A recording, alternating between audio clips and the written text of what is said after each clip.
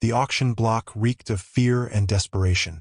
Zara pressed herself against the cold metal wall of her holding cell, her crystalline skin dim with exhaustion. Through the energy bars, she could see the crowd of buyers gathered in the station's main trading hall.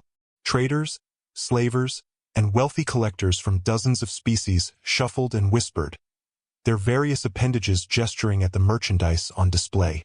Lot 749. The auctioneer's voice crackled through the speakers. His Craxian vocal cords gave every word a sharp, cutting edge. Viridian female, approximately 16 standard cycles. Minimal telepathic capability remaining after neural dampening. Zara's stomach twisted. She touched the metal collar around her neck, feeling the constant hum of the neural suppressor that had been slowly draining her abilities for months. Once, she could speak across vast distances with her mind. Now, she could barely sense the emotions of those nearby. The cell door hissed open. 2 guards grabbed her arms and dragged her toward the platform. Her bare feet scraped against the rough floor as she struggled to keep up. The crowd's noise grew louder as they approached the auction stage. Her homeworld was recently sterilized. The auctioneer continued, his tone as casual as if he were describing cargo containers. She's one of the last surviving members of her species. Previous owner reports she's proven difficult to train for standard servant duties. Laughter rippled through the crowd. Zara's cheeks burned with shame. She wasn't difficult, she was grieving. Every day since watching her world die from the viewport of a slaver ship, she'd fought to hold onto some piece of who she used to be. They shoved her onto the platform under harsh white lights. The crowd stared at her with the detached interest of people examining livestock. Her translucent skin, once the pride of her people, now seemed only to emphasize how different and vulnerable she was. Opening bid at 50 credits, the auctioneer announced. Silence. Zara's heart sank further. 50 credits wouldn't buy a decent meal in most stations. 40 credits. The auctioneer tried again. Still nothing. A few species in the crowd had already turned away, losing interest. Others whispered among themselves about more promising lots coming up later. 20 credits. More silence. Zara felt the weight of worthlessness settling over her like a heavy blanket. Even as a slave, she couldn't find value in anyone's eyes. 10 credits. Surely someone can find a use for. 25 credits. The voice came from the back of the hall. Zara squinted through the lights, trying to see who had spoken. The crowd parted slightly, revealing a human male walking toward the front. He was perhaps 30 standard years old, with dark hair and clothes that had seen better days. Unlike the other buyers, he wasn't examining her like merchandise. His brown eyes met hers with something she hadn't seen in months. Genuine concern. 25 going once, the auctioneer said, clearly eager to move on to more profitable lots. The human raised his hand. 50 credits. Murmurs spread through the crowd. Why would anyone bid against themselves? Zara studied the human's face, searching for the cruel amusement or perverse interest she'd learned to recognize in buyers. Instead, she saw only a quiet determination. 50 credits going once, twice, sold to the human in the back. The crowd was already dispersing as the guards unlocked Zara's restraints and guided her down from the platform. Her new owner, Marcus, she heard someone call him, approached with steady steps. "Hello," he said simply. His voice was gentle, without the commanding tone she'd grown accustomed to. "I'm Marcus Chun. I know this must be frightening, but I want you to know you're safe now." Zara stared at him, unsure how to respond. In her experience, buyers who spoke kindly at first were often the cruelest once they got their property home. Marcus turned to the station clerk processing the transaction. "I'll need documentation of ownership transfer and a removal authorization for her neural suppressor." The clerk, a bent Hari with 6 arms, tapped at his console with practiced efficiency. "The neural suppressor removal will cost extra. Most buyers prefer to keep telepaths dampened." "Remove it," Marcus said firmly. The clerk shrugged and added the charge. "Your choice. Though I should warn you, undampened viridians can be unpredictable. That's why this one's been through 4 previous owners." Marcus glanced at Zara, and she caught a flicker of something in his expression. Anger, but not directed at her. Maybe the problem wasn't with her, he said quietly. 20 minutes later, they were walking through the station corridors toward the docking bays.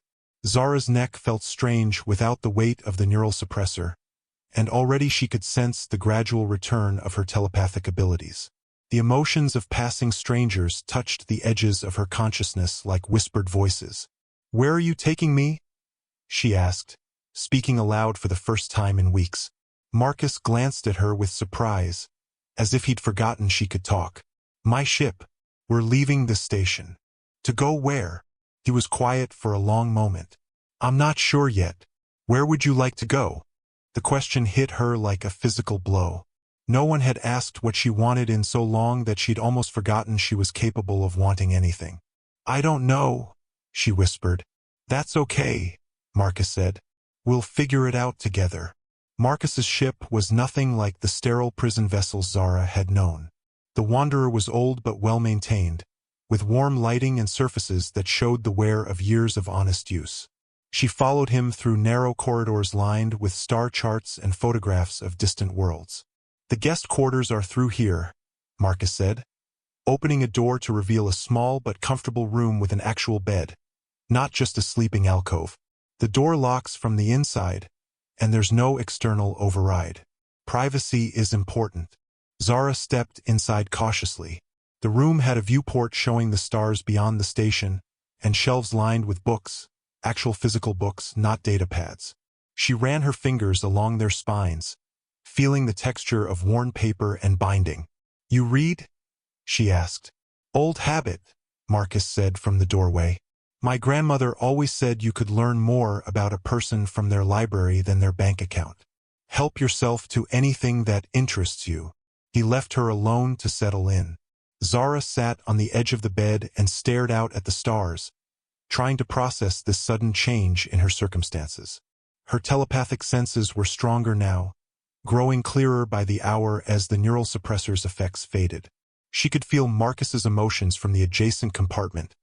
Concern, determination, and underneath it all, a deep sadness that seemed to echo her own. Hours later, she ventured out to find him in the ship's small galley, preparing food that actually smelled appetizing. The smell of cooked vegetables and spices was so foreign after months of nutrient paste that her stomach cramped with sudden hunger. "I wasn't sure what Viridians eat," Marcus said without looking up from the stove. "I made vegetable stir-fry with rice. Seemed like a safe bet." "How do you know about Viridians?" Zara asked, settling into one of the galley chairs. Marcus's hands stilled for a moment. "I used to work for the Galactic Survey Corps. Before the war, we cataloged hundreds of species and their cultures. Your people had one of the most beautiful civilizations I'd ever encountered." The past tense hit her like a knife. "Had?" she repeated. "I'm sorry." Marcus turned to face her, and she saw genuine grief in his eyes. "I saw the news reports about Viridia Prime. The whole Corps was devastated. Such a senseless waste." Zara's throat tightened.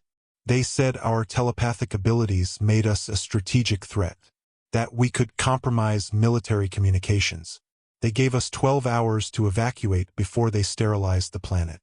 12 hours to abandon a civilization that took millennia to build," Marcus said bitterly. "The Corps protested, for all the good it did." He served the food and sat across from her. The vegetables were crisp and flavorful, seasoned with herbs she didn't recognize but found delicious. It was the first real meal she'd had since her capture. "Why did you buy me?" she asked between bites. Marcus considered the question carefully. "Because you were the only person in that room who still looked like a person.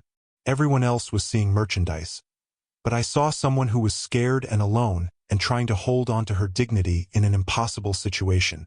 That's not an answer. There were other slaves there. Why me specifically?" He met her gaze directly. "Because I knew what it was like to lose everything and have strangers decide your worth based on how useful you could be to them." Before she could ask what he meant, an alarm began blaring throughout the ship. Marcus was on his feet instantly, his relaxed demeanor vanishing. "What's wrong?" Zara asked, Someone's scanning us. Marcus was already moving toward the bridge. Stay here. But Zara followed him, her newly returned telepathic senses picking up his spike of fear and anger. Through the main viewport, she could see a massive ship approaching, sleek, black, and bristling with weapons. Her blood turned to ice as she recognized the design. "Scari Consortium," she whispered. Marcus's face went pale. "The slavers you escaped from?" "Not escaped," Zara said, her voice hollow. "I was sold legitimately, but the consortium doesn't like losing valuable assets. They've been tracking me through every sale, waiting for the right moment to reclaim their property." The communication system crackled to life. A harsh Scari voice filled the bridge. "Human vessel, you are harboring stolen consortium property. Prepare to be boarded for immediate asset recovery." Marcus's hands flew over the controls, bringing the ship's engines online. "Like hell." "Marcus, don't." Zara grabbed his arm. "They'll destroy your ship. Just give me back to them. I'm not worth dying for." He turned to her with fierce intensity. "Yes, you are. Every sentient being is worth fighting for." The Wanderer lurched forward as Marcus engaged the engines at maximum burn. Behind them, the consortium ship was already launching pursuit fighters. But Marcus seemed to know exactly where he was going, threading through the station's docking structures with precision that spoke of years of experience. "Hold on," he shouted over the roar of overstressed engines. Laser fire erupted around them as the pursuit fighters opened fire. The Wanderer shook under near misses, and Zara could smell the acrid scent of overheating systems. Through her expanding telepathic awareness, she could sense Marcus's complete focus, his mind calculating trajectories and possibilities with lightning speed. They cleared the station and entered open space, but the consortium ship was gaining on them. Its superior speed and firepower made escape seem impossible. "There's a nebula cluster about 10 light minutes from here," Marcus said, his hands dancing over the navigation controls. "If we can reach it before they disable our engines." Another volley of laser fire struck their rear shields. Warning lights flashed across the bridge as power fluctuated. Zara closed her eyes and reached out with her mind, feeling the intentions of their pursuers. The Scari pilot was skilled and utterly without mercy. He intended to disable their ship and recover her, regardless of what happened to Marcus. "They're going to target our engine core on the next pass," she said. Marcus glanced at her sharply. "You can read their intentions. My abilities are returning faster than I expected." Zara paused, feeling something else through her telepathic senses. Other minds, distant but approaching fast. "Marcus, there are more ships coming. A lot more." His face hardened with grim determination. "Then we better reach that nebula before they get here." The Wanderer raced through space with death closing in from all sides, carrying two unlikely allies toward an uncertain fate among the stars. The nebula loomed ahead like a wall of swirling purple and gold gas, beautiful and treacherous. Marcus pushed the Wanderer to her limits, the ship groaning under the strain as they dove into the cosmic storm. Behind them, the consortium fighters hesitated at the nebula's edge. "They won't follow us in here," Marcus said, wiping sweat from his forehead. "The electromagnetic interference plays havoc with sensors and navigation systems." Zara felt the truth of it immediately. The nebula's chaotic energy patterns were like static to her telepathic senses, overwhelming and disorienting. "How do you navigate in this?" "Very carefully." Marcus switched to manual controls, his eyes fixed on the swirling gases outside. "And with a lot of experience running from people who want to kill me." They flew in tense silence for several minutes, threading between dense gas clouds and avoiding the worst of the electrical storms. Finally, Marcus found what he was looking for: a small, rocky asteroid hidden deep within the nebula's heart. "Emergency shelter," he explained as they docked with a concealed hangar bay. "I've got supply caches scattered throughout this sector." Old Survey Corps habit. The asteroid base was Spartan but functional, with enough supplies to last several weeks. As Marcus checked their ship for damage, Zara explored the small living area, still struggling to believe she was truly free from her captors. The engines took a beating, Marcus reported when he returned. We'll need at least 2 days for repairs before we can move again. Zara nodded, then hesitated. Marcus, why did you really leave the Survey Corps? His expression darkened. Because I learned that exploration and cataloging weren't the Corps' only missions. We weren't just studying species, we were evaluating them, deciding which ones were useful to the galactic powers and which ones were expendable. Like the Viridians, among others. Marcus sat heavily in one of the chairs. When I spoke out against the classification protocols, they discharged me and made sure I'd never work for any major organization again. That's when I became a freelance trader, trying to make a living on the margins. Zara studied his face, seeing the pain he carried. You've been fighting this system for a long time.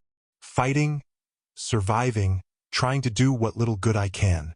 He looked at her with sudden intensity. But you could change everything, Zara. Your people's telepathic abilities, if we could find other Viridian survivors and help them recover their powers. There are no other survivors, Zara said quietly. I've been searching with my mind ever since we left the station. If any of my people were still alive, I would sense them. Marcus's face fell. I'm sorry. I didn't mean to give you false hope. It's not false hope that hurts, Zara replied. It's the truth. I really am the last one. They spent the next day working together to repair the ship. Marcus was patient and kind, explaining each task and treating her as an equal partner rather than property. For the first time since her world's destruction, Zara felt like she had a purpose beyond mere survival.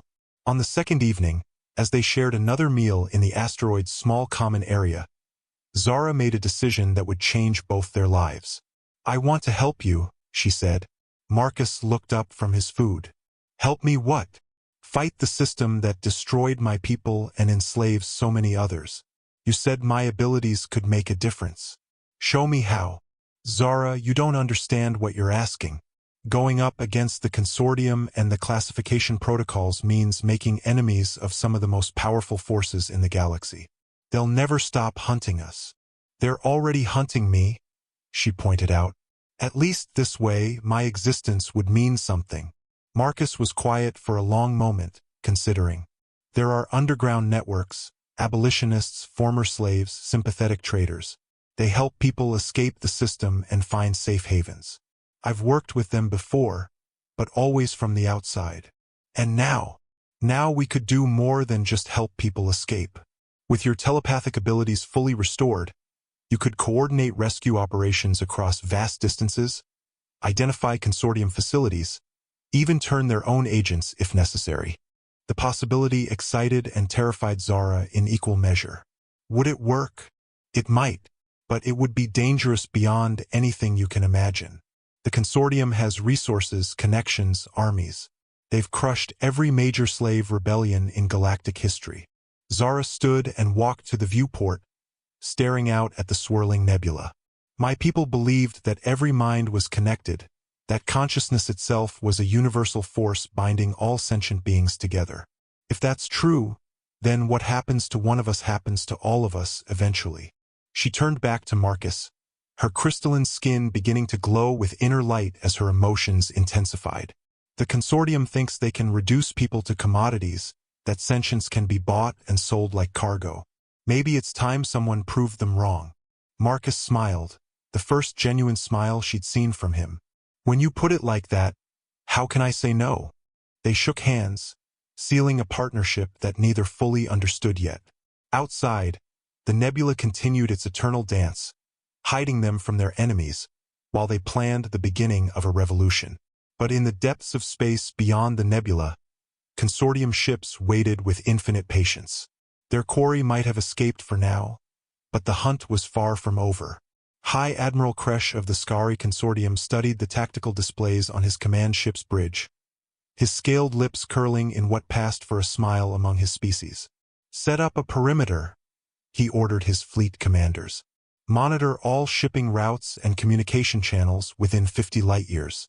The human and his pet telepath will have to emerge eventually.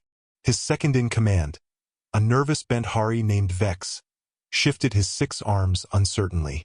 Admiral, perhaps we should simply write off the loss.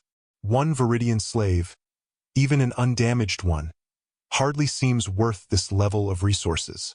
Kresh's eyes fixed on Vex with predatory intensity. You're thinking too small, Commander. This isn't about one slave. It's about the principle. If word spreads that the consortium's property can be stolen without consequence, every petty traitor and bleeding heart idealist in the galaxy will think they can defy us. Of course, Admiral. My apologies. Besides, Kresh continued, turning back to the tactical display, this particular Viridian may be more valuable than we initially realized. Our intelligence suggests her telepathic abilities are far stronger than those of typical survivors. In the right hands, she could be worth 1,000 ordinary slaves. And if she refuses to cooperate? Kresh's smile widened, revealing rows of razor-sharp teeth. Then we'll simply have to be persuasive. 3 weeks later, Zara stood in the cargo hold of an abandoned freighter, using her telepathic abilities to coordinate the largest slave rescue operation in decades. Her consciousness stretched across light years, touching the minds of operatives on dozens of worlds simultaneously. Team 7, the guards just switched shifts at the processing center on Kepler Station, she whispered, her voice carrying across interstellar distances through pure thought. You have a 12-minute window. Team 3, abort your approach to the holding facility on Arcturus. I'm sensing a trap. Consortium forces are waiting in ambush. Marcus watched her with a mixture of awe and concern. Over the past weeks, Zara's abilities had grown far beyond what either of them had imagined possible. She could now maintain telepathic contact with over 30 operatives across the galaxy, providing real-time intelligence and coordination that made their rescue missions devastatingly effective. But the strain was taking its toll. Her crystalline skin had grown pale, and she barely slept or ate anymore, consumed by the constant flow of information and the desperate pleas for help that reached her from enslaved minds across the galaxy.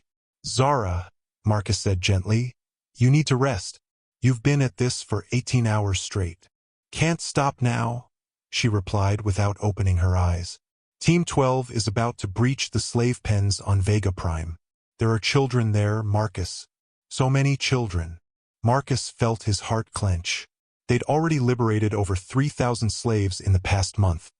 But for every person they saved, they discovered 10 more in captivity. The scale of the problem was overwhelming. Success on Kepler Station, Zara announced suddenly, her face brightening. 237 freed, including an entire family of Altarians. They're safe. Before Marcus could respond, alarms began blaring throughout the ship.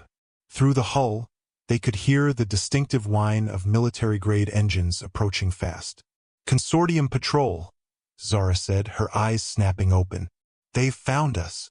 They ran for the bridge together. Through the viewport, Marcus could see sleek black ships surrounding their position. Not just patrol vessels this time, but a full battle group led by a massive dreadnought. This is High Admiral Kresh of the Skari Consortium. A harsh voice announced over the communication system. You are harboring stolen property and interfering with legitimate business operations. Surrender the Viridian female immediately, and we may show mercy to your crew. Marcus looked at Zara, seeing her own fear reflected back at him. They'd always known this moment would come, but that didn't make it any easier to face. How did they find us? Marcus asked. Zara closed her eyes, extending her senses. They've been tracking our rescue operations, building a pattern. Every time we free slaves, we expose our general location. They used the rescued captives as bait to draw us out. The communication system crackled again. You have 60 seconds to respond before we open fire. Marcus's hands moved to the ship's controls, but Zara stopped him. Don't, Marcus. They have us surrounded. There's nowhere to run this time. I'm not giving you back to them. And I'm not letting you die for me. Zara stepped toward the communication console. Admiral Kresh, this is Zara of Viridia Prime. I'll surrender myself voluntarily if you guarantee safe passage for this ship and its crew. Zara, no. Marcus grabbed her arm. It's the only way, she said softly. I won't have your death on my conscience. Kresh's laughter echoed through the ship. How noble. Very well, Viridian. Transport over to our flagship, and we'll allow the pathetic humans to crawl away with their lives. As Zara prepared to transport to the consortium ship, she turned to Marcus one last time. Promise me you'll continue the work. The network we've built, it can survive without me. It won't be the same. It doesn't need to be the same. It just needs to be. She touched his face gently. You saved me from slavery once. Now let me save you. The transport beam enveloped her, and she vanished in a column of swirling light. Aboard the consortium flagship, Zara materialized in a sterile detention chamber surrounded by guards. High Admiral Kresh stood waiting for her, his reptilian features twisted in cruel satisfaction. Welcome home, little telepath, he hissed. Did you really think you could defy the consortium forever? I knew you'd catch me eventually, Zara replied calmly. I just wanted to make it count. Kresh studied her with intelligent predator's eyes. Oh, but you will make it count. You're going to help us destroy every remaining cell of your pathetic resistance network. Your telepathic abilities will make you the perfect hunter of your former allies. I'll never help you. We'll see about that. Kresh gestured to his guards. Take her to the conditioning chambers. Begin neural reconditioning immediately. I want her mind completely rewritten within the week. As the guards dragged her away, Zara reached out with her telepathic abilities one last time, sending a final message to Marcus and every operative in their network. Remember why we fight. Remember that every person deserves to be free. And whatever happens to me, don't let them win. The neural reconditioning chambers were a horror beyond imagination. Arrays of machines designed to tear apart a mind and rebuild it according to the consortium specifications.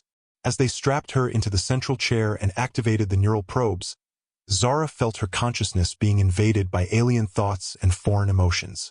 But something unexpected happened.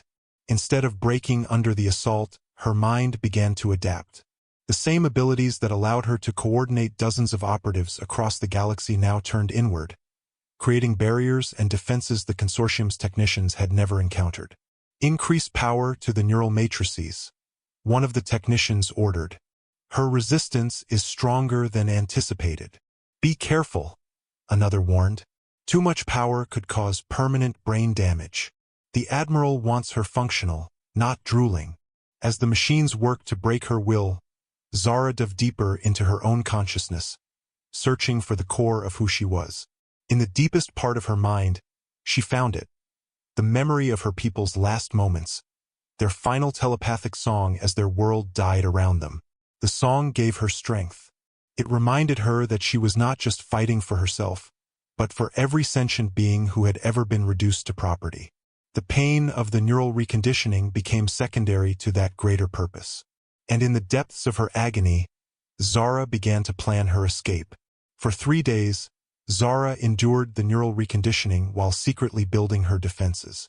The consortium technicians believed they were breaking down her resistance, but in reality, she was learning to navigate their machines from within. Every probe that invaded her mind gave her new insight into their systems. On the 4th day, High Admiral Kresh came to observe her progress personally. Report, he demanded from the technicians. Her surface thoughts show significant compliance conditioning. The lead technician replied nervously, but her deeper mind structures remain unusually resilient. We may need another week to achieve full reconditioning. Kresh's scaled face darkened with impatience. I don't have another week. The resistance cells she helped create are already adapting to our countermeasures. We need her operational now. Sir, if we rush the process, then don't rush it. Improve it. Kresh leaned over Zara's seemingly unconscious form. This little telepath thinks she can hide her true thoughts from us. Show her how wrong she is. The technicians exchanged worried glances but obeyed, increasing the power to dangerous levels. Pain beyond description tore through Zara's mind as the machines burrowed deeper into her consciousness. But instead of breaking her, the assault revealed something she'd never suspected. Deep within her mind, below even her own conscious awareness, lay dormant neural pathways inherited from her species' most ancient ancestors. The early Viridians hadn't just been telepaths. They'd been able to interface directly with technology, to merge their consciousness with artificial systems. As the reconditioning machines invaded her deepest thoughts, Zara instinctively activated these long-dormant abilities. Instead of being controlled by the machines, she began to control them. The change was subtle at first. The pain lessened as she rerouted neural impulses. The foreign thoughts being implanted in her mind were quietly deleted or modified. But as her control grew stronger, Zara realized she could do far more than just resist the reconditioning. She could turn the entire ship systems against their captors. Through the ship's computer network, Zara began to explore. She found personnel files, tactical databases, and communication logs. The scope of the consortium's operations was staggering: millions of enslaved beings across thousands of worlds, all reduced to entries in a vast database of human property. But she also found something else: the location of every consortium facility, every slave transport, every operational plan. If this information could reach the resistance network... "Sir," one of the technicians called out in alarm. "I'm reading massive neural activity. She's not unconscious. She's actively interfacing with our systems." Kresh spun toward the monitoring displays just as every screen in the chamber began showing the same message. "Freedom is not negotiable. Zara of Viridia Prime." Alarms began blaring throughout the ship as Zara's consciousness spread through the consortium flagship's computer networks. Security doors sealed randomly, trapping crew members in corridors. Life support systems fluctuated wildly. Most importantly, the ship's communication array began broadcasting a continuous signal across the galaxy. "What is she doing?" Kresh roared. "She's downloading our entire database," a technician replied in panic. "Fleet positions, slave transport schedules, facility locations, everything. Shut down the systems. Cut the power." "I can't. She's locked us out of our own computers." Meanwhile, light years away, Marcus Chun sat in stunned amazement as the Wanderer's communication system received the most comprehensive intelligence package in the history of the anti-slavery movement. Star charts showing every consortium base. Guard rotation schedules for slave processing centers.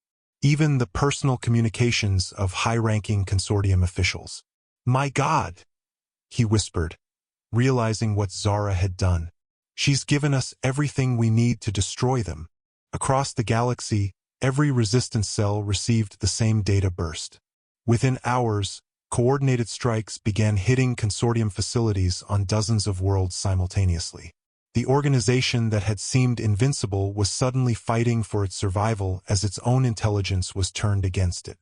Aboard the flagship, Kresh watched his empire crumble in real time as reports of successful attacks flooded in. "Kill her!"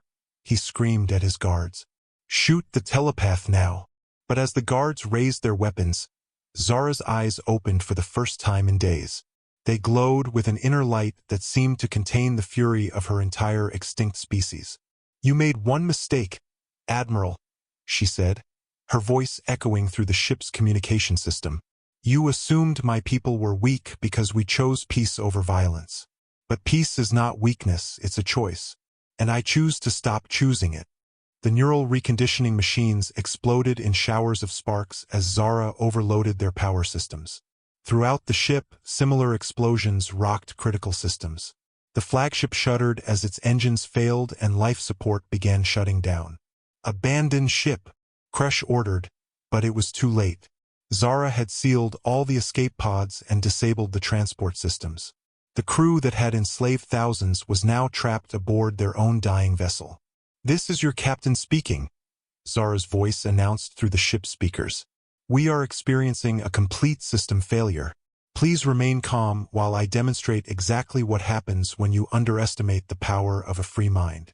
As the flagship spiraled toward a nearby moon, Zara used the ship's remaining power to transmit one final message to the galaxy. "To every enslaved being in the universe, this is proof that your captors are not invincible. Rise up, fight back, and never let anyone tell you that you are worth nothing, because every thinking mind is precious beyond measure." The ship struck the moon's surface with the force of a small meteor. In the explosion that followed, The most feared slave ship in the galaxy was reduced to scattered debris and memories. But Zara's message had already spread across the stars, carried by the very communication networks the consortium had built to coordinate their cruel enterprise. On 1,000 worlds, enslaved beings heard her words and began to believe that freedom was possible. The revolution she and Marcus had dreamed of was no longer a dream, it was reality. 6 months after the destruction of High Admiral Kresh's flagship, Marcus Chun stood on the observation deck of the liberated station that had once been the galaxy's largest slave processing center. Through the massive viewports, he could see dozens of ships arriving and departing. Not slave transports, but refugee vessels carrying former captives to new homes and freedom. The transformation had been remarkable. What began as scattered resistance cells had evolved into a coordinated liberation movement spanning hundreds of worlds. The intelligence Zara had stolen from the consortium had provided the roadmap, but it was her sacrifice that had given billions of enslaved beings the courage to fight for their freedom. "The council is ready for you, Marcus," said Thyra, a former Altarian slave who now served as the station's administrator. Her blue-scaled skin bore the ritual scars of her people, marks that had once branded her as property but now proclaimed her identity with pride. Marcus nodded and made his way to the central conference chamber, where representatives from dozens of liberated species had gathered. The Galactic Liberation Council had grown from a handful of survivors into a legitimate government representing over 2 billion free beings. As he entered the chamber, conversations ceased and all eyes turned to him. Despite his reluctance to accept leadership roles, Marcus had become the de facto coordinator of the liberation movement. His reputation as the human who had bought Zara's freedom and helped her discover her true potential had made him a symbol of hope across the galaxy.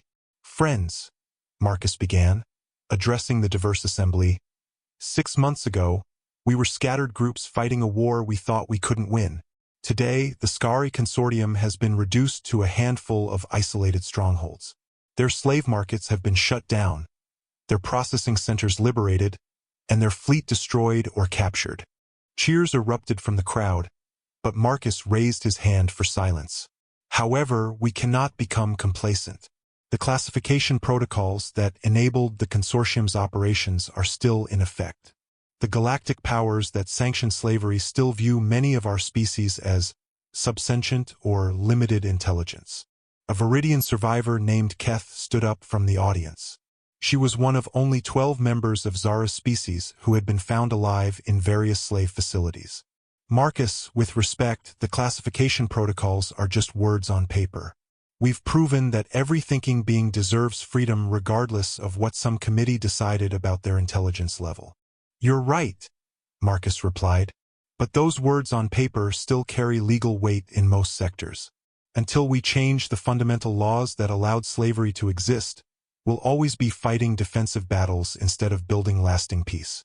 Elder Vorn, an ancient crystalline whose species had been enslaved for centuries, spoke in his resonant harmonic voice. "What do you propose?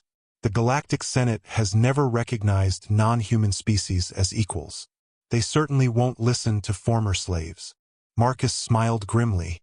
"Then we don't ask them to listen. We make them." He activated a holographic display showing star charts of the galaxy's central sectors. "For too long, we've fought on the periphery, liberating individual facilities and rescuing small groups. But the real power lies at the galactic core, the Senate worlds, the major trade routes, the financial centers that fund the entire slavery apparatus." Murmurs of concern rippled through the assembly. Thyra spoke for many when she said, "You're talking about attacking the heart of galactic civilization. That would mean war with the major powers. It would mean forcing them to acknowledge what we've already proven, that sentience isn't determined by species, appearance, or technological development. It's about consciousness, creativity, and the capacity for growth." A new voice joined the conversation. "He's right. The time for hiding in the shadows is over." Everyone turned to see a figure emerging from the chamber's entrance. Tall, ethereal, with crystalline skin that glowed with inner light. For a moment, Marcus thought his grief-stricken mind was playing tricks on him. But as the figure approached, he realized the impossible truth. "Zara?" he whispered. She smiled, and the expression transformed her entire face. "Hello, Marcus. I told you I'd find a way to save you." The chamber erupted in chaos as beings leaped to their feet, some cheering, others demanding explanations. Zara waited patiently for the noise to subside before speaking. "I know you all watched my ship crash into that moon," she said. "I know you mourned my death and built monuments to my sacrifice. But death isn't the end for a consciousness that can exist beyond physical form." She gestured, and holographic images appeared showing the moment of the flagship's destruction. When the ship's systems overloaded, my mind was still merged with its computer networks. As the hull breached, I transferred my consciousness into the quantum communication array and broadcast myself across subspace. Elder Vorn's harmonic voice resonated with wonder. "You became pure thought, traveling at faster-than-light speeds through the galaxy's communication networks." "Exactly. For months, I've existed as distributed consciousness, learning to inhabit different computer systems, observing the liberation movement's progress. But I've also been doing something else, preparing for this moment." Zara raised her hand, and suddenly every display screen in the chamber activated simultaneously. They showed live feeds from across the galaxy. Senate chambers on the core worlds, military installations, corporate headquarters, news networks. "6 months ago, I gave you the intelligence to destroy the consortium's physical infrastructure," Zara continued. "Now I'm offering something far more valuable. Access to the information systems that control galactic civilization itself." Marcus stared at the displays in amazement. "You've infiltrated everything. Every major computer network, every classified database, every private communication channel. The galactic powers think their secrets are protected by encryption and security protocols. They don't realize that a sufficiently advanced telepathic consciousness can bypass all their safeguards." She turned to address the full assembly. "They've hidden the truth about the classification protocols for centuries. Those protocols weren't based on scientific evaluation of species intelligence. They were political documents designed to justify exploitation. The original survey reports recommended full sentient status for over 90% of the species currently classified as limited intelligence." Gasps of shock and anger filled the chamber. Many of the representatives belonged to species that had been deemed subsentient by galactic law, making their enslavement technically legal. "I have the original documents," Zara continued. "Testimony from Survey Corps scientists who protested the political manipulation of their findings.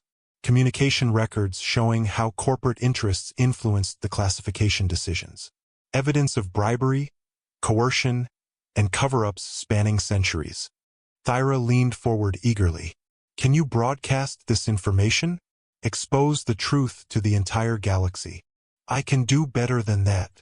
Zara's crystalline skin began to glow brighter as her emotions intensified. "I can force them to confront the consequences of their choices directly."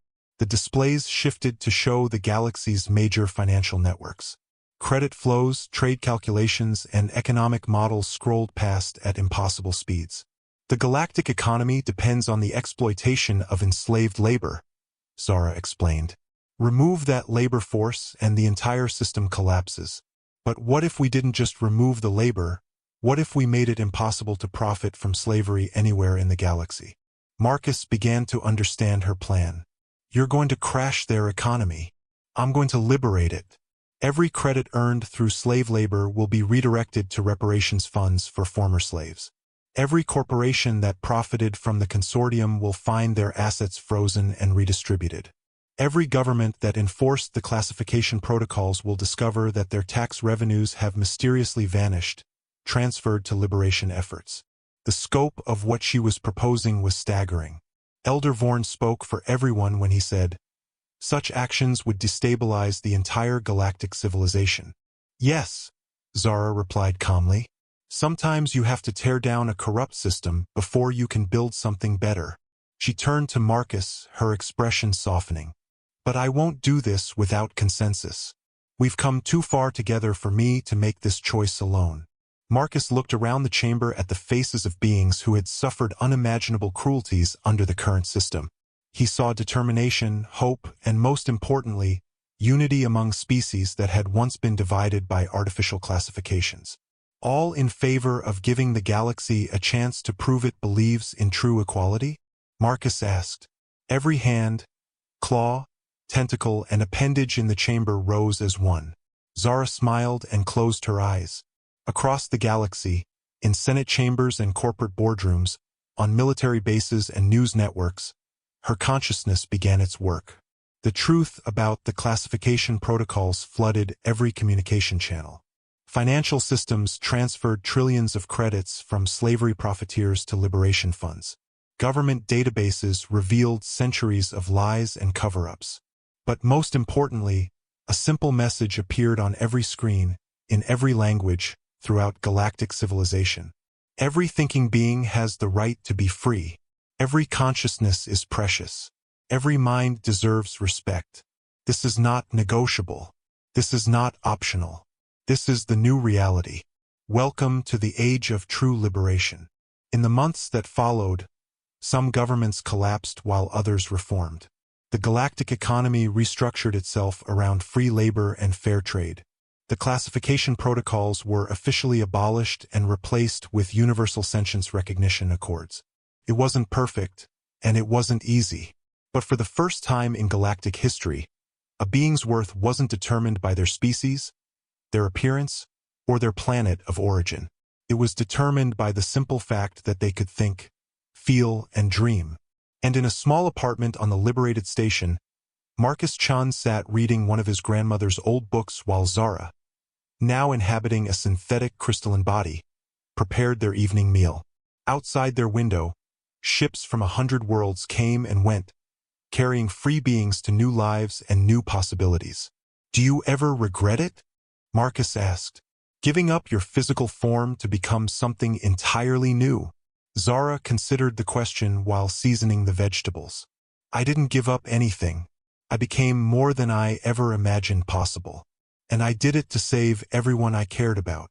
She looked at him with eyes that held the light of distant stars. Besides, some things are worth any sacrifice. Freedom, dignity, love. Marcus smiled and returned to his book, content in the knowledge that they had changed the galaxy forever.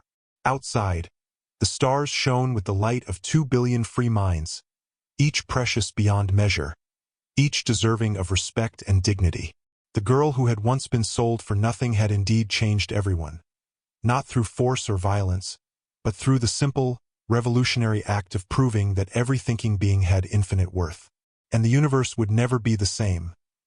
#an alien girl sold for nothing, until a human changed everyone.